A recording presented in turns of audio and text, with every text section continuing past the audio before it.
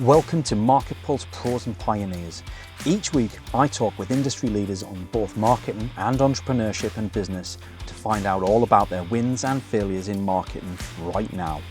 We'll hear all about successes and wins and what's fallen flat so that you can take that knowledge and implement it. Learn from the best, from the folks who've been there and done it all, as well as people just like you. Thanks for joining us. This is MarketPulse Pros and Pioneers. And welcome back for this week's MarketPulse Pros and Pioneers podcast. This week, I have the pleasure of being joined by Paul Warren, founder and CEO at, and I love the title of your business, Paul. I absolutely love it. Making websites better. Like, we overcomplicate so much in the marketing industry. It's refreshing to come across someone who named their business what it is on the tin. It's like Ron Seal. It's brilliant. So making websites better is, for want of a better description, a website performance agency. So it's a combination of website design and digital marketing. But your career goes back, 30 years, Paul, as a graphic designer? Yeah, it's great. And thanks for having us on. I worked out the other day that I started my career in graphic design 30 years ago. I put a post on LinkedIn about it. I think it was my most engaged post this year so far. And hopefully, because people are thinking maybe I don't look old enough, but I know I am. And it was my dad ran a printing company, and I used to go in with him at the weekends when I was a teenager to muck around on the Apple Macs back then and got a passion for graphic design. So yeah, going back. It's a fantastic skill to have. I wish I had more graphic design capabilities because it's definitely one of my weaknesses. But you know, I mean, aside from that, you've also got your fractional CMO services. So you're launching PW and A, Paul Warren and Associates, which we've been talking about recently. And your goal is to help people reach their full potential, right? Like that's where you want to be, whether it's business, whether it's professional, whether it's personal, that's where you sit. Thank you very much for coming along to the show. I know this is your first podcast. So, I would like to see some of my MarketPulse audience giving some nice positive comments on Paul's performance here today. But yeah, if he says anything he shouldn't, I'll just edit it out. I'll see you'll get better, but I don't get any better. So why should you? I'm taking my podcast cherry, so really, really grateful, man. Thank you. Awesome. So tell me then, Paul, how did you get from being a graphic designer to running your own web performance agency? What's that journey look like? Yeah, it's a long journey. I think there's some really interesting stuff to start with. Obviously, had a career in graphic design. I was a really good designer from my teenage years through to my 20s. And one of my clients, my private clients, was spending an awful lot of money on printing. And I knew a bit about print because I was designing for print back then, because that seemed to be the one medium in the late 90s, early 2000s. And the client was spending so much money on print that we decided to start a printing company together. So I formed a print company, bought equipment, employed staff, got premises, did the things that you do, but learned very quickly, as all entrepreneurs do, that being good at one skill set does not mean you're good at the other 99 it takes to at least survive, let alone thrive. So that was a real eye opener. I've got some crazy things that I want to tell you that happened. In our first week of trading, our building flooded. So I had £250,000 worth of printing equipment underwater that I just bought and hadn't even turned on yet. In our second week, there was a global economic crash in 2008. And my investor and my other two clients said we need to pause all work. And by my second month trading, my investor and my only client went into liquidation. So I lost all my work and my financial backing. So resilience, I learned from an extraordinarily young age in entrepreneurship. Amazing I survived that experience. And what it taught me was to go out and sell. Being a graphic designer and sitting in a comfortable office and being good at your skill set was great, but I had to go and get new customers. And it wasn't necessarily first nature to me to do so. But we had paper, we had print machines, and we had feet, and we knew where businesses were. So we printed flyers, we went around and walked the boards of a Hertfordshire and got to know businesses. And within a couple of years, we turned the business to a really good profit. And we ended up winning a National Print Award for innovation. And I won a contribution to the industry award in the print sector within my 20s, which purely, I think, is a story of how we went from probably should have gone bust, but had personal guarantees on stuff, to thriving and becoming a really successful print company. It's amazing what happens when you don't have a plan B. Like when plan is everything and you're willing to give everything for that, you can move mountains, right? Most definitely. Yeah. It's, you don't know you don't know things about yourself unless you're put in a resilient state. Hi, and thanks for joining us for the show. I'm Paul, founder here at Javelin Content Management. We specialize in getting ideas out of your head, down into video, and out to your social media through repurposing and efficient content strategies. If you want to find out how you can convert your ideal audience into paying customers, reach out to us, javelincontent.com, and I hope you enjoy the rest of the episode. And I think a lot of people today talk about things like mental health, but I should talk to our team about things like mental resilience because, I'd rather someone that's run a business 20 years to run a country than someone with good education, because the resilience skills you learn from running a company, or being in a senior position in any occupation, it's amazing. So good foundation. But yeah, that business, unfortunately didn't thrive after about 4 years. My investor, came back into the play and unfortunately that business did actually fail as a company. We moved on to doing other things. So I went into working with a lot of other sort of printing companies, coaching them and consulting with print companies on what they do, and trying to help them replicate what we were doing in terms of sales and marketing. And we were very innovative in terms of technology. So instead of buying a piece of software to make us the next Moonpig, we went and built one in technology. So I had my first taste of sort of development and that side of things. And after the consultancy side of things, I just sort of looked at it and thought, every web agency I've ever used, every SEO agency I've ever used doesn't work the way I think they should. And that's where MWB was born a few years ago, was to try and do things the right way, in my opinion. I resonate very much with that. And it's one of the main reasons why I ended up in my own business as well. Like, it's why I first took the leap out of corporate, because I was sick of being told what to do prescriptively, and then ended up in a startup where I had a lot of freedom to do what I wanted to do, but it was still somebody else's business. And I just wanted to do my own thing in my own way, in a way that I thought would make the most sense.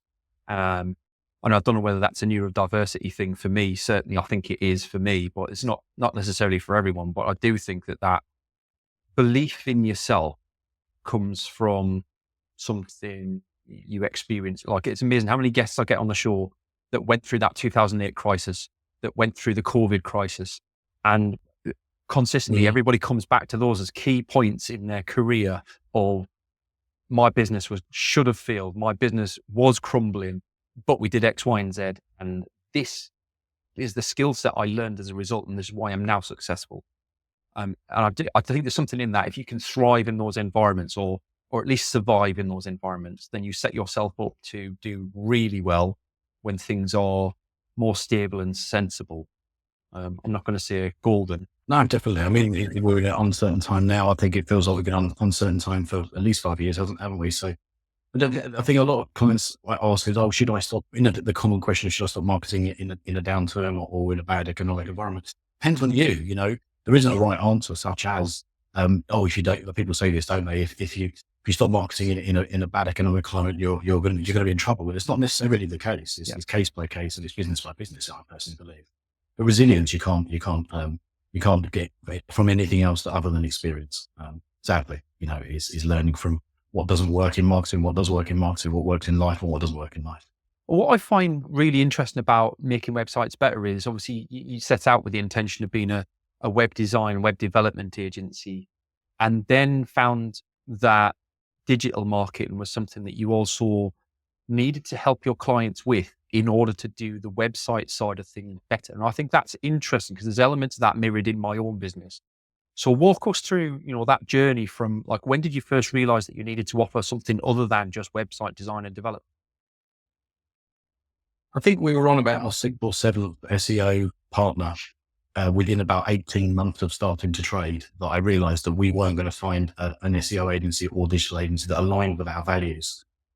It feels like the whole industry, it's not a wide statement. There are some great people, obviously, in every industry, but it felt the people that we've chosen to work with were more interested in the sale and more interested in the contract, and weren't willing to qualify the work and put the hard graft in finding out what's going to work.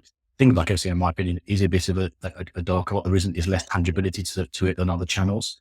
And people are still saying things like that because it might put clients off investing in that channel. Our values were extremely honest, and our brand values as a business are smart thinking, passion, empathy, and telling the truth. And for me, telling the truth as a brand value is not just honesty, because honesty is, we got caught out, that didn't work. Yeah. For me, telling the truth in our team, speaking to clients, telling the truth is, we don't think, all the data we're looking at, we don't think we're going to be able to give you the result return for this client. So we're going to be upfront about it. Yeah. And if we want to work together, that's the best way to start a relationship. So we came from values, basically. I like that. And you also mentioned there empathy. And I know from your LinkedIn profile, etc., you describe yourself as an empathetic marketer. You must be the only marketer I know that has that word empathy in there. Like, I mean, I talk to a lot of people who are kind of business counselors, come marketers and similar, but where did the word empathetic come into this for you? For me, it's that I started to learn from the first part of my career being a graphic designer and always trying to think about the target audience, even though if the client briefing me wasn't so concerned, they wanted to say what they wanted to say. Through to then getting more into consultancy and working with print companies to coach them on being more successful commercially, understanding their point of view. And then now being more in broader marketing, web and digital. Those sort of three experiences led me to believe that, like, in my personal opinion, we can do our best work as marketeers when we really genuinely care about the person we're marketing to, not for. You know, it's great that our client is telling us what their business does. We're never going to know their industry like they are ever. But it's fantastic to really genuinely think about the emotion, the rational and emotive parts of the audience's tastes and wants and needs and challenges, and how do you solve their problem. So for me, empathy is driven around kind of a user experience, customer experience focus to everything that we do in marketing. And so leading then into kind of where the market's at right now, it's like, what do you see as being the next big trend in digital marketing that's ahead of us? What's coming down the line that particularly makes you curious? One thing right now is got me really curious. I am not an AI expert whatsoever, and it's one of them, like everybody has a little dabble and looks at things. But one I'm really fascinated with is, can marketing be flipped on its head? So we're moving into a world where things like cookie policies and advertising to us is being a little bit diminished. And we know this from running social ads and things like that, is becoming more challenging to genuinely target people that might be interested in the product or service. But we're going to have phones, and the next round of iPhones that have just come out have got your own personal AI. And I imagine every device we're going to have is going to have our own personal AI. I wonder whether we are going to move to an era of marketing where we'll be able to almost train through our behavior and give permission to our devices, that I might go to holidays to Thailand next year, or I might buy a car in spring next year, or I might do these things in my life. And the middleware, whether that's OpenAI or other, kind of selling that algorithm to marketeers and advertisers that want to put the products and services in front of people. So almost moving away from I once clicked on this product, now I'm going to see it forever market, to kind of expressing interest in a different way. I think AI may be training ourselves to find products advertised to us. I suppose the knock-on effect of that as well is that perhaps we'll find that more people have the basics of marketing in their pocket. You know, as AI gets better, and believe me, it's absolutely not there yet, but as it gets better, and we're talking about, you know, OpenAI was talking about releasing a model that's 1,000 times better by the end of this year, or 100 times better, I think maybe it was. But the model that they were planning for next year, because it's exponential in its development, the model for next year was in the millions of times better than what we currently have. That scares the shit out of me, I'm not going to lie, because what we've got right now is pretty good. But, you know, if I consider what outputs we get now, when I ask it a marketing related question, it's actually really sensible and decent, and, you know, can guide you through processes. So I think personally that the other advantage of all of this is that it's going to democratize marketing to most people, which means I'd like to think, and I know it won't work this way, I'd like to think that marketing would get better because it would force more genuine marketers to rely on their genuine experience, knowledge, and skills that make them a human. And it'll get rid of some of the crappier marketers that are out there that are just, to your point, they're just out there to make a buck, put an invoice in, we'll lose you in 3 months, but we don't care because we've got 10 other people doing the same thing. Is that something you can see coming, or? Yeah, I think quality is going to come into play. I mean, one of my things I think we'll probably come to is like some don'ts and that. And I feel like the AI space is where there's a lot of people rushing into producing content using AI. Great. But don't rush too fast. I still think that people want to buy from people, and your business javelin, like where you're producing phenomenal content for people, professionally, and it makes sense because there's connection and trust and authenticity. It's important. Yeah, yeah, absolutely. So, I mean, where does making websites better fit? Who are your clients? Like if you were to pick somebody who was an ideal persona. We went through this over the last few months, looking at our brand and looking at how our ideal clients are. And I think everyone wants to find like a sector or a super niche. And in our industry, the agency world, all the agency bodies say, oh, you've got to niche. So everyone does that process of thinking, who shall I focus on? I think we've settled on, we can't really find a sector. We've found state or stage. So working with startups is a personal passion. That's why I'm launching PWNA, which we might talk about. But the making us better are really good at opening up channels when we get to work with someone. Quite often people come to us and say, I didn't do website. Obviously you can imagine giving our name, but we're very good then at looking at, well, you're doing very well at getting people to your website through pay-per-click, for example, but you could be doing better organically on search engines and et cetera. So I think what we've found is our sweet spot being full service digital is trying to find the right, most effective channel for our client for their goals.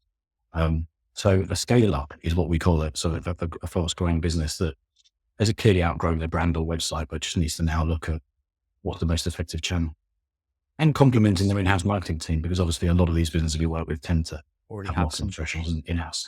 Have some folks who are a little bit cagey, right? A little bit edgy. Is that a challenge that you come up against a lot? Is it kind of, do you get a lot of pushback from the internal marketeers, or are they pleased with the A help? little bit, but I think that comes from I think it's the empathy word again. Like if we can understand what they're trying to do in their roles, we want to make marketing managers we work with look like rock stars to their boss, right? So it's a case of, just trying to listen to what they obviously feel they're capable of doing in-house, and trying to find a solution that's best for them. So, it's agile. So then going back to, I mean, we discussed kind of crisis points in economic times and things like that. As you said, like things aren't exactly the most stable at the moment. There's a lot of significant changes impacting on the market almost daily at the moment. Like you never know where the next thing's going to come from. So for those people that are considering, what do we do with our market next in this changeable environment? What's your advice for them to help them make that decision as to what that needs to be? Yeah, it depends on the channel. We have a process to understand why you're marketing in the first place. So we've called it track. So it's understanding the target audience, how you reach that audience, activate their interest, convert their interest, and keep their interest, not more importantly, right? So website is only a small part of that. It's part of we're going to get them to a website, but there's a lot more to it. So I think that it's really important to consider those things. The other thing I think with marketing is today is people are a bit afraid to experiment, and marketing is experimentation, really. It's kind of building a brand, product or service and putting it out there and hoping the market, react to it. And you don't know that they will or not. So a big thing I believe is failing fast. So putting something out to the market, a short campaign with a short budget and with enough data that you can test, and learn from that rather than saying, I'm going to invest in SEO for 18 months and not know whether that's going to yield a result because you might not get the right audience. I think you hit the right thing on the head there in terms of enough data. And I think that's where an external market and consultant or support team can really add that value is with the best will in the world. You can go at all sorts of different, I find lots of businesses just jump around like, oh, we're going to try this week. We're going to try that next week. And even the best ones that have a plan sat behind that don't know enough about what the outcomes they're looking for that show the likelihood to succeed in the longer run. Because I think the problem with a lot of marketing is the results don't happen within that time frame of that experiment, only indicators of the results. And so they've then got to choose, like, have we got enough information here to gamble on this? Or actually, do we just drop it and go with something else? And a lot of the time, I think those indicators are hidden. Is that fair? I totally agree. And I think brand seems to be being pushed down a bit in the priority list for SMEs, where, obviously every small business and every young marketeer tends to believe that everything's tangible and it's instant gratification world we're in now. So I want something delivered, I can get delivered right this second. I don't have to wait a week anymore. There's things like that where we can get access to information quickly everywhere in our lives now. And marketing's become, I think, the same, where brand is a bit ignored in that growing your brand isn't just having, a billboard. It's not just having a TV ad. There's far more to it. And it's extremely hard to measure. So younger marketing and small business owners tend to lead towards, if I spend £1 on ads and I get 120 back, I can keep doing that. and I'll invest in the channels that are a bit more tangible in data. But brand, we all know, is what will grow and scale a business without you doing too much work if you get it right. Yeah, I have to agree. And I think that, I was talking with a guest on the show last week, Chris Reeve, who was talking about something similar in that, now is the time. If you're active on LinkedIn, like never before have you been able to grow organically in the way that you can on LinkedIn right now. Certainly magnified by the focus on video that LinkedIn have, and the ability for that to create what I call trust at scale. That the fact that you're really only having a one-to-one conversation like we are right now, but this is going to be seen by hundreds of thousands or tens of thousands of people who will all gain that trust from watching it as if it was a one-to-one. So I just think there are so many people out there, and I think this extends beyond the time you started your own business. I'm a big advocate for your personal brand is the one thing that will survive everything. If you're in corporate right now and you can build a personal brand, when you move to start your own business, it comes with you. If that business fails, it comes with you. When you start your new business, it comes with you. And when you retire, it comes with you. And it's the one thing that you can focus on building it's just like a savings account that you never need to take out of, but it will give you interest. I think that's key for a lot of people that probably you're working with as well, right? That personal brand element. We didn't necessarily want to offer social media as a service. Social ads comes into our wheelhouse, I think, in terms of skills that we didn't really necessarily want to offer it. But when we started to work with business leaders and realized that they're better at representing their business in some situations like digital marketing, when you think of personal branding than the business. We've got one particular client that's one of Lord Sugar's businesses, and we work with his son really closely on their social media content. And the business content is reaching the business audience, but him as the thought leader, the CEO, the expert in the business, his content hits and it's got how much higher engagement. We haven't got goals on this particular client, a client like e-commerce, like measuring click-throughs and whatever, but the data we're looking at is that the personal brand content works better and is really, really effective for that client and many others we work with from the leader of the business to gain that trust and authenticity. Yeah. And I think that's what makes it so hard to do without that external support, is just keeping that faith in the process that it will lead to the things that you want to achieve. And, if I think of the amount of times I almost come unstuck in the first 6 to 12 months of building my LinkedIn presence, and the fact that I was in a business and being held accountable for growing sales within the business meant I needed to stick with it. Otherwise, I probably wouldn't have if it was just something on a personal mission. So I think having that accountability is crucial for personal brand. Circling back to a couple of the questions that I generally ask all of our guests, Paul.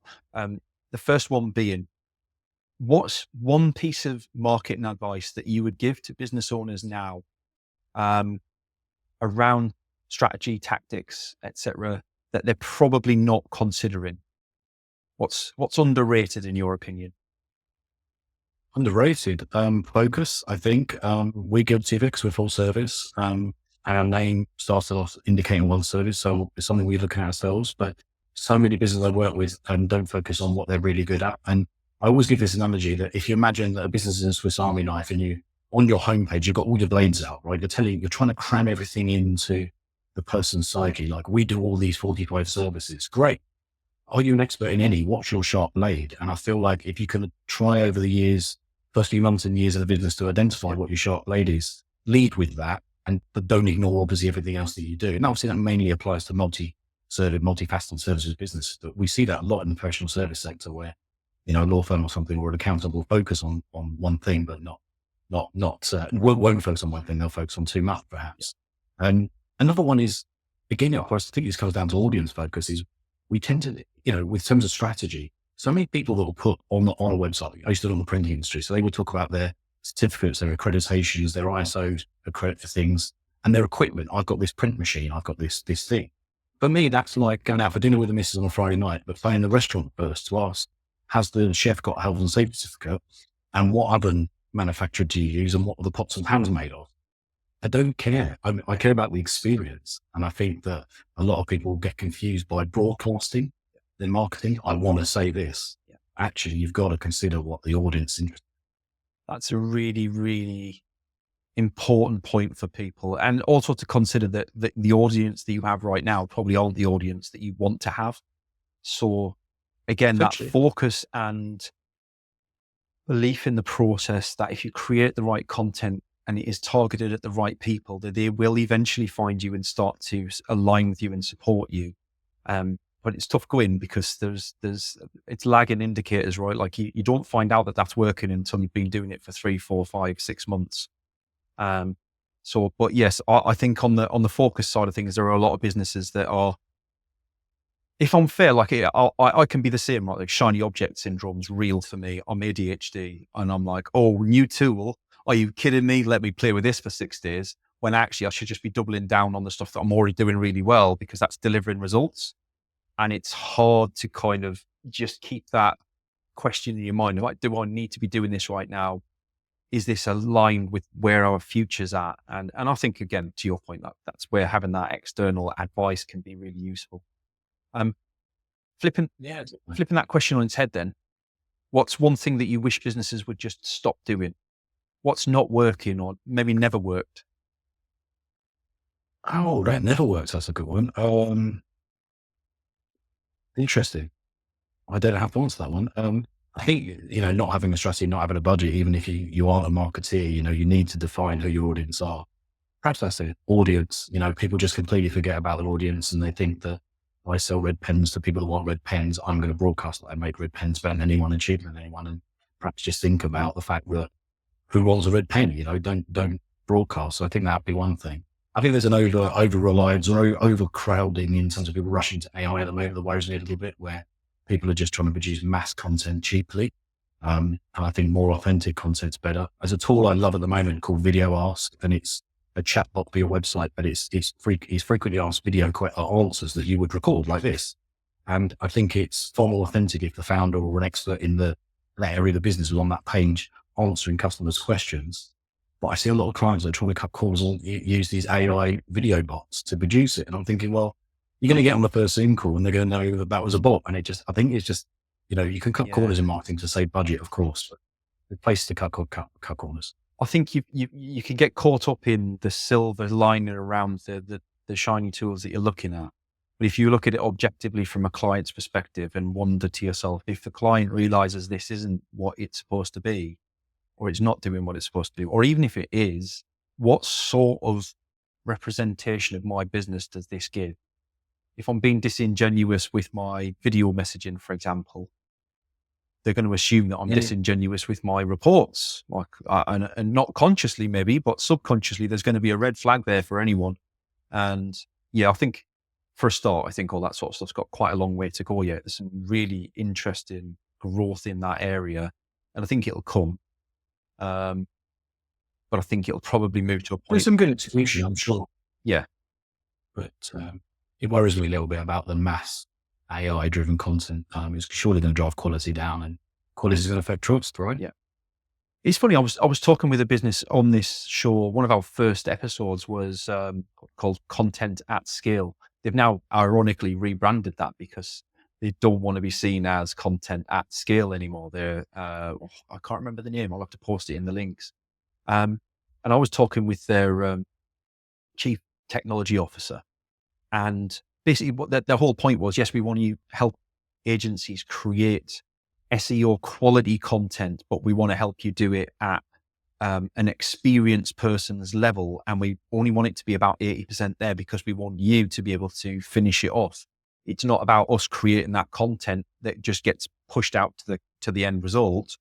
It's about, we want to shave 75, 80% of the time off the time it takes you to do that task, give you all the tools you need to go, right, I've got everything all in one place now. All my research is done. This is done. That's done. Now I just need to tweak this and make it human. And I think that's a really powerful message. Even the AI companies are starting to recognize that actually this is doing more harm than good. And by interjecting that human in the middle, you can really augment what that human's capable of. And I use AI all day, every day. Like, I love it. But I'm very, very cautious about putting raw AI outputs in front of anyone because... Yeah. I'm personally more a fan of using it for business automation and marketing automation and tasks. Stuff that's really important that represents your brand and authenticity. It just worries me when clients say, I'm going to get some AI videos produced. I don't know, that's one particular area. It doesn't feel like it's there yet, but there's so many that it is. AI is great at many content production spaces. Fantastic. Paul, I have thoroughly enjoyed our chat today. It's been great to catch up with you. Thank you very much for breaking your podcast virginity with us. Thank you. If people want to get in touch with you and find out a bit more about PW&A or making websites better, or just reach out to yourself, what's the best way to do that? LinkedIn is my home, it feels like. So definitely look us up on LinkedIn. Be great to connect. And the make websites better, if there's nothing there for people, then I'm also launching PW&A, which is more of a fractional CMO. So trying to help the people between small businesses and the scale ups, like get to the point where, they can then really scale. So yeah, I'm open to the chat with anybody. Be great. Perfect. And I'll get the links for those and I'll pop them in the show notes. So if anybody wants to find out a bit more, just have a read down. It'll be there somewhere. Thanks for your time, Paul. Great to have you as a guest. And I hope you have a cracking week. Thank you. Cheers. Thanks for coming along and watching us. I'll see you next week on MarketPulse Pros and Pioneers. Thanks for joining us for today's show. I hope you enjoyed it. If you'd like to feature on a future show, or you've got some ideas for folks who would make a great guest, please drop us a line. Contact details are in the show notes and I'd love to hear from you. Your host today was me, Paul Banks, founder at Javelin Content Management. Here at Javelin, we specialise in helping busy business owners just like you to repurpose video content, taking all the stress and tech problems away and turning your long form video into literally hundreds of pieces of content without breaking the bank. We describe it as getting ideas out of your head into video and out to your socials. If you want to launch your personal brand, become the vendor of choice for your audience, or maximise your sales revenue impact, we'd love to hear from you. Join us next Wednesday for the next episode, and don't forget to subscribe and give us a review. Our podcast is only possible with your continued support.